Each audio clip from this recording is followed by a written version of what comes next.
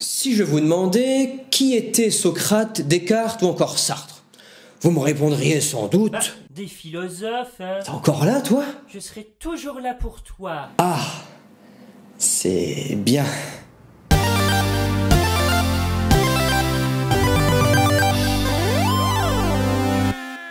Socrate, Descartes ou encore Sartre sont effectivement des philosophes.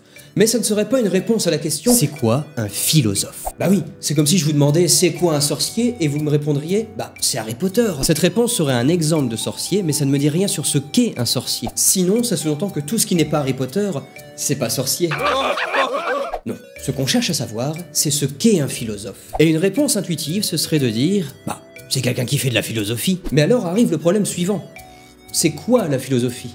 Bah, c'est ce que fait un philosophe. Oui, mais c'est quoi un philosophe? Et voilà le problème dans lequel on arrive, d'où la nécessité de revenir à l'étymologie. Et pour ça, je vous renvoie à l'épisode précédent qui s'affiche ici. Un philosophe, ou être philosophe, ce serait quelqu'un qui a l'intention de devenir l'ami de la sagesse. Et j'insiste bien sur avoir l'intention de. Oui, car cela sous-entend un effort de soi sur soi, un choix, une manière d'être.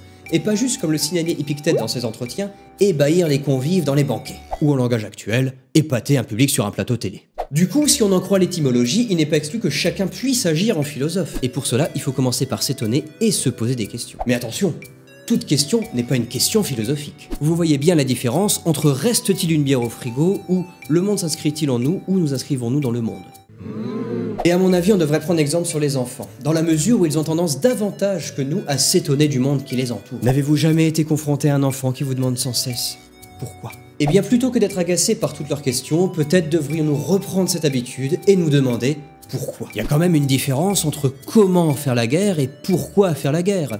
Ou alors, comment être riche et pourquoi être riche. L'utilisation du pourquoi permet de s'interroger sur la cause de nos actions, plus généralement d'en chercher le sens. Et c'est en ça que je pense que chacun de nous peut agir en philosophe dès lors que l'on recherche le sens de nos actions. Car cette recherche est indicateur d'une certaine sagesse dans la mesure où on cherche enfin à comprendre pourquoi on fait ce qu'on fait et pourquoi on pense ce que l'on pense. Mais cette quête, nous l'avons dit, demande un effort, et tout le monde ne veut ou ne peut pas le faire pour X ou Y raison, mais ça peut valoir le coup d'essayer.